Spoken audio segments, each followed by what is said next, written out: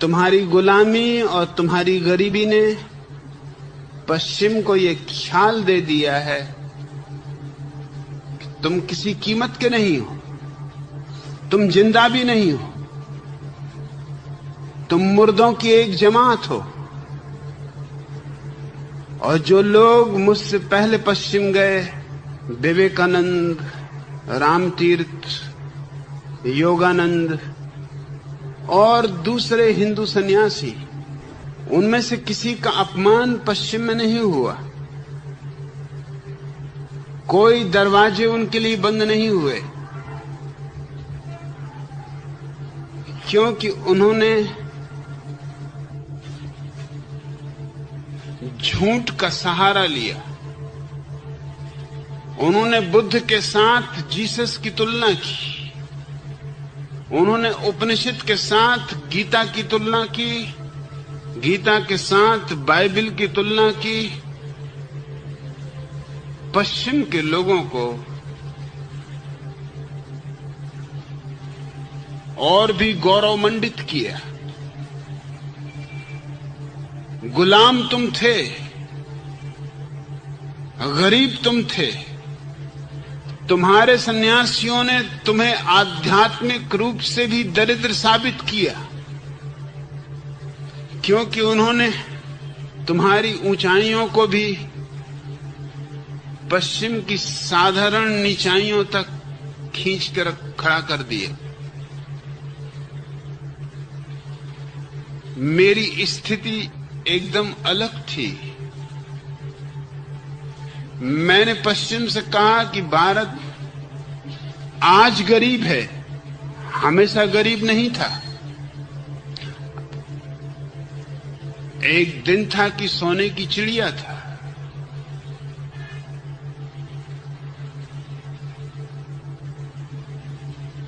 और भारत ने जो ऊंचाइयां पाई हैं,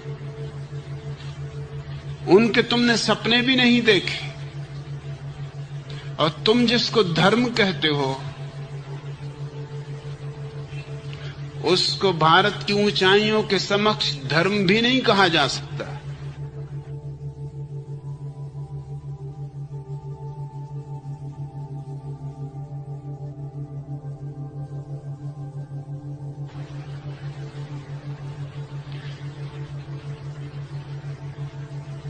जीसस मांसाहारी हैं, शराब पीते। भारत का कोई धर्म यह स्वीकार नहीं कर सकता कि उसका परम श्रेष्ठ पुरुष मांसाहारी हो, शराब पीता हो, जिसमें इतनी भी करुणा न हो कि अपने खाने के लिए जीवन को बर्बाद करता हो।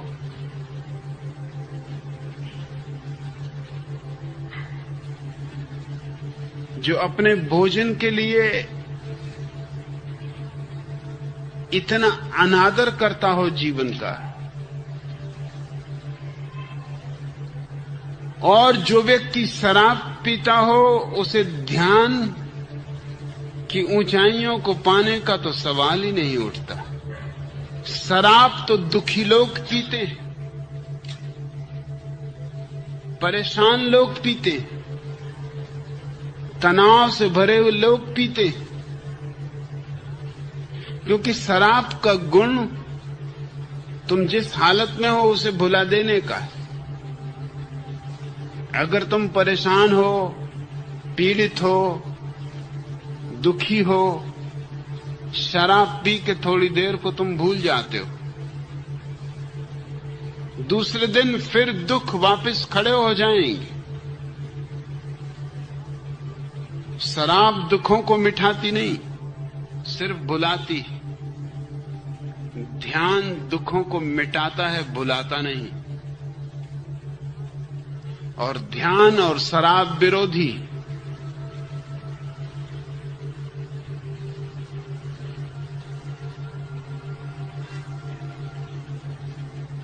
ईसाईयत में ध्यान के लिए कोई जगह नहीं, लेकिन तुम्हारे विवेकानंद और योगानंद और रामतीर्थ सिर्फ प्रशंसा पाने के लिए पश्चिम की ये समझाने की कोशिश करते रहे कि जीसस उसी कोटि में आते हैं जिसमें बुद्ध आते हैं, जिसमें महावीर आते हैं, ये झूठ था।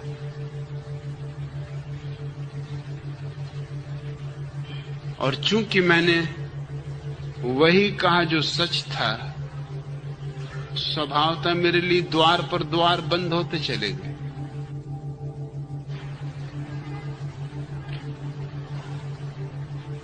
मैं नहीं स्वीकार करता हूं कि जीसस के कोई भी वचनों में वैसी ऊंचाई है जो उपनिषद में है, या उनके जीवन में कोई ऐसी खूबी है जो बुद्ध के जीवन में है। उनकी खूबियां साधारण हैं। कोई आदमी पानी पे चल भी सके तो ज्यादा से ज्यादा जादूगर हो सकता है।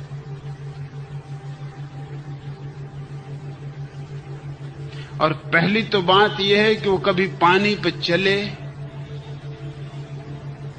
इसका कोई उल्लेख सिवाय ईसाइयों की खुद की किताब को छोड़कर किसी और किताब में नहीं।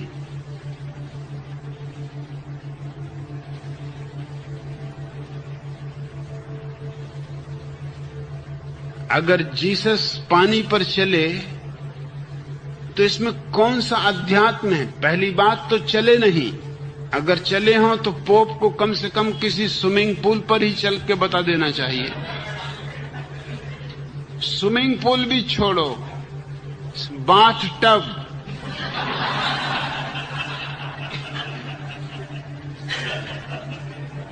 उतना भी प्रमाण काफी होगा, क्योंकि वो प्रतिनिधि हैं और इनफॉलिबल, उनसे कोई भूल नहीं होती।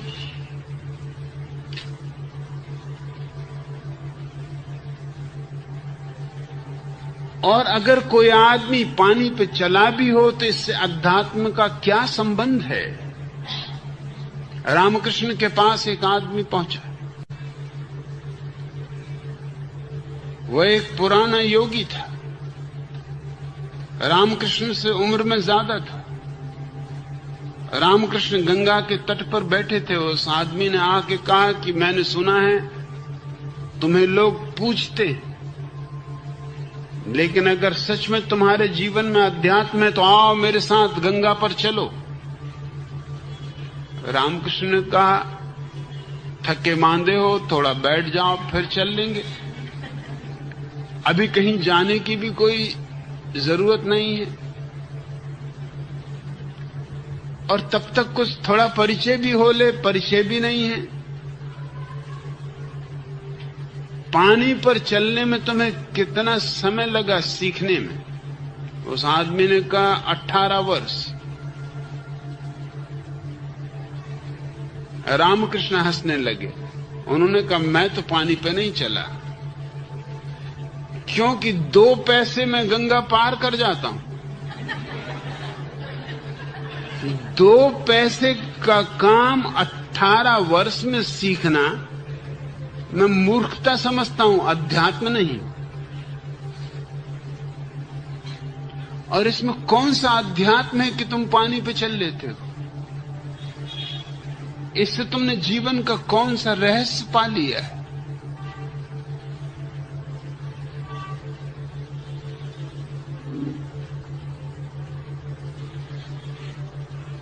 एक घटना मुझे स्मरण आती है जो तुम्हें फर्क को समझाएगी।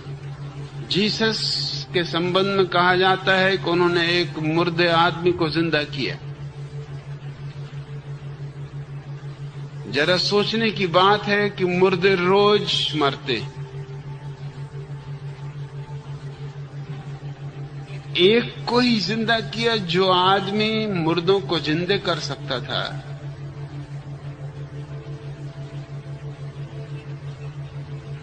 ये थोड़ा आश्चर्यजनक है कि उसने एक को ही जिंदा किया, और वो भी उसका अपना मित्र था, लजारस। मामला बिल्कुल बनाया हुआ है। लजारस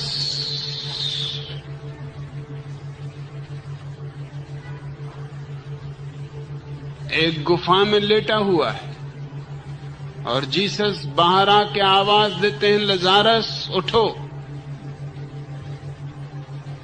मृत्यु से बाहर जीवन में आ, और लजारस तत्काल गुफा के बाहर आ जाते। अब बहुत सी बातें विचारनी है।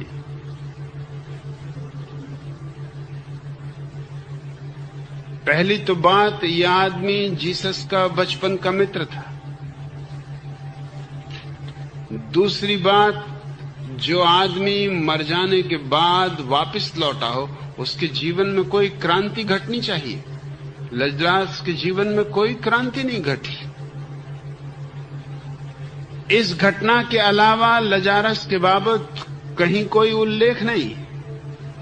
क्या तुम सोचते हो एक आदमी मर जाए, मृत्यु के पार के जगत को देखकर वापस लौटे और वैसा का ही वैसा बना रहे?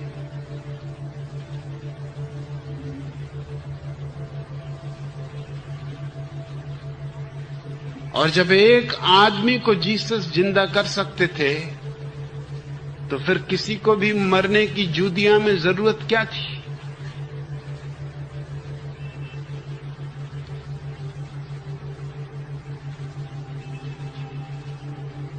इस घटना को मैं इसलिए ले रहा हूं कि ठीक ऐसी ही घटना बुद्ध के जीवन में घटी।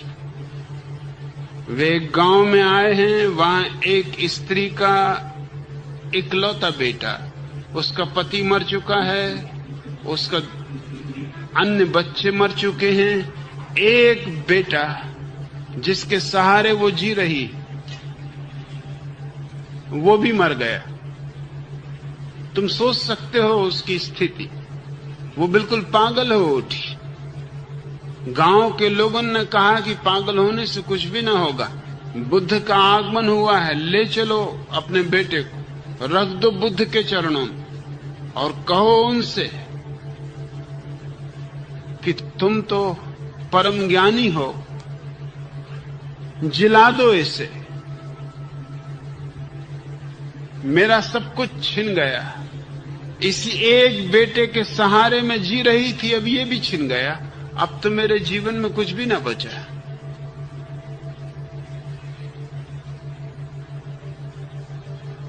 बुद्ध ने उस स्त्री से कहा, निश्चित ही तुम्हारे बेटे को मैं सांझ तक जिला दूंगा, लेकिन उसके पहले तुम्हें एक शर्त पूरी करनी पड़ेगी। तुम अपने गांव में जाओ और किसी घर से थोड़े से तिल के बीज ले आओ, ऐसे घर से जहां कोई मरा ना हो। बस वो बीज तुम ले आओ, मैं तुम्हारे बेटे को जिला दूं। वो पागल औरत स्वभावतः पागल होने की स्थिति में थी, भागी, इस घर में गई, उस घर में गई।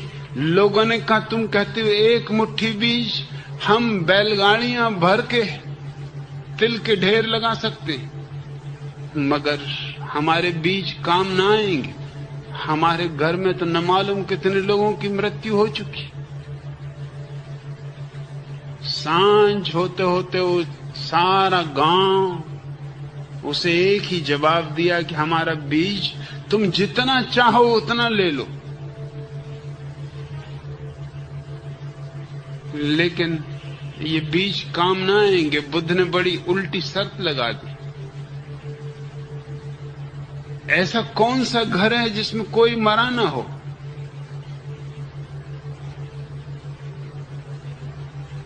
दिन भर का अनुभव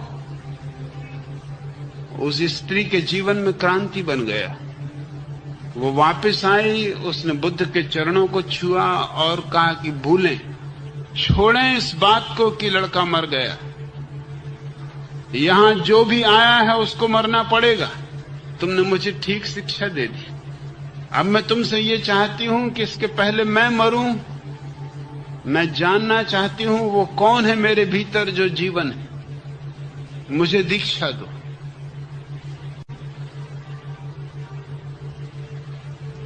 जो लड़के की जिंदगी मांगने आई थी वो अपने जीवन से परिचित होने की प्रार्थना लेके खड़ी हो गई। वो सन्यासिनी हो गई। और बुद्ध के जो शिष्य परम अवस्था को उपलब्ध हुए उनमें अग्रणी थी। इसको मैं क्रांति कहता हूं। बुद्ध अगर उस लड़के को जिंदा भी कर देते तो भी क्या था, एक दिन तो वो मरता ही। लजारस भी एक दिन मरा होगा। लेकिन बुद्ध ने उस स्थिति का एक आध्यात्मिक रुख, एक नया आयाम ले लिया। हम हर चीज को ऊपरी और बाहरी तल से देखने के आदी नहीं। मैं मानता हूं बुद्ध ने जो किया वो महान है, और जो जीसस ने किया वो साधारण, उसका कोई मूल्य नहीं। मेरी इन बातों ने पश्चिम को घबरा दिया। घबरा देने का कारण ये था कि पश्चिम आदी हो गया है एक बात का कि पूरब गरीब है, भेजो ईसाई मिशनरी और गरीबों को ईसाई बना लो, और करोड़ों लोग ईसाई बन रहे हैं।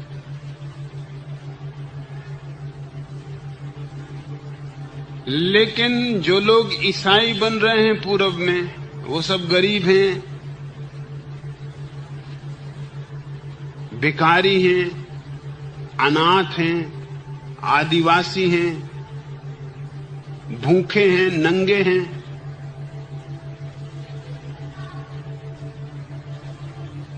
उन्हें धर्म से कोई संबंध नहीं है। उन्हें स्कूल चाहिए, अस्पताल चाहिए, दवाइयां चाहिए, उनके बच्चों के लिए शिक्षा चाहिए, कपड़े चाहिए, भोजन चाहिए। ईसाईयत कपड़े और रोटी से उनका धर्म खरीद रही। मुझे दुश्मन की तरह देखने का कारण ये था कि मैंने कोई पश्चिम के गरीब को या अनाथ को या भिखमंगे को, और वहां कोई भिखमंगों की कमी नहीं, सिर्फ अमेरिका में 30 मिलियन भिखारी हैं।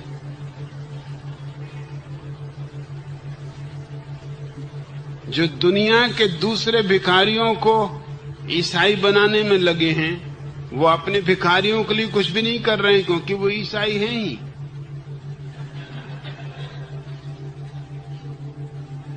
मैंने जिन लोगों को प्रभावित किया उनमें प्रोफेसर्स थे, लेखक थे, कवि थे, चित्रकार थे, मूर्तिकार थे, वैज्ञानिक थे, आर्किटेक्ट थे, प्रतिभा संपन्न लोग थे। और ये बात घबराहट की थी कि अगर देश के प्रतिभा संपन्न लोग मुझसे प्रभावित हो रहे हैं तो ये एक बड़े खतरे की सूचना है, क्योंकि यही लोग हैं जो रास्ता तय करते हैं दूसरे लोगों के लिए। इनको देखकर दूसरे लोग उन रास्तों पर चलते हैं। इनके पद चिन्ह दूसरों को भी इन्हीं रास्तों पर ले जाएंगे। और मैंने किसी को भी नहीं कहा कि तुम अपना धर्म छोड़ दो। मैंने किसी को भी नहीं कहा कि तुम कोई नया धर्म स्वीकार कर लो। मैंने तो सिर्फ इतना ही कहा कि तुम समझने की कोशिश करो क्या धर्म है और क्या अधर्म है। फिर तुम्हारी मर्जी, तुम बुद्धिमान हो और विचारशील हो। मेरा एक ही जुर्म है और एक ही अपराध है कि मैंने उन देशों में पहली बार ये जिज्ञासा पैदा की कि जिस पूरब के लोगों को हम ईसाई बनाने के लिए हजारों मिशनरियों को भेज रहे हैं। उस पूरब ने आकाश की बहुत ऊंचाइयां छुई। हम अभी जमीन पर भी घसीटने के योग्य नहीं।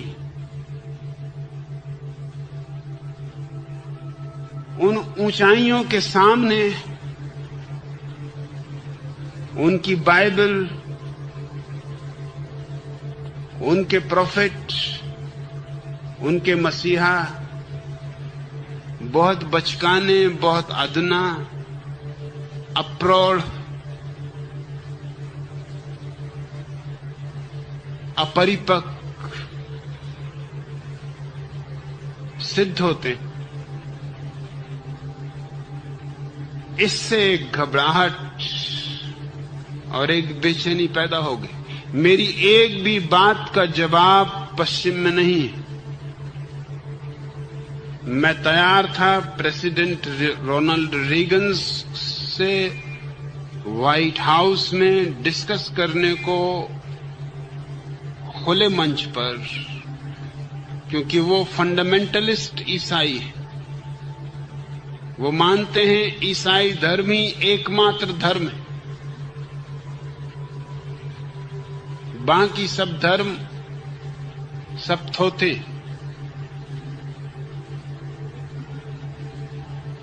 पोप को मैंने कई बार निमंत्रण दिया कि मैं वाटिकन आने को तैयार हूं, तुम्हारे लोगों के बीच तुम्हारे धर्म के संबंध में चर्चा करना चाहता हूं और तुम्हें चेतावनी देना चाहता हूं कि जिसे तुम धर्म कह रहे हो वो धर्म नहीं है, और जो धर्म है तुम्हें उसका पता भी नहीं। स्वभाव था मैं उन्हें दुश्मन जैसा लगा। एक अकेला आदमी कभी भी सारी दुनिया में इस बुरी तरह दुश्मन पैदा करने में समर्थ नहीं हुआ है।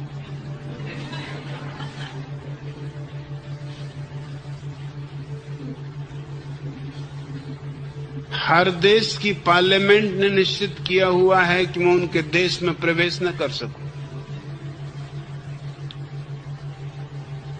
क्योंकि मैं खतरनाक आदमी हूं। मैं उनकी नैतिकता को नष्ट कर दूंगा, उनके धर्म को नष्ट कर दूंगा।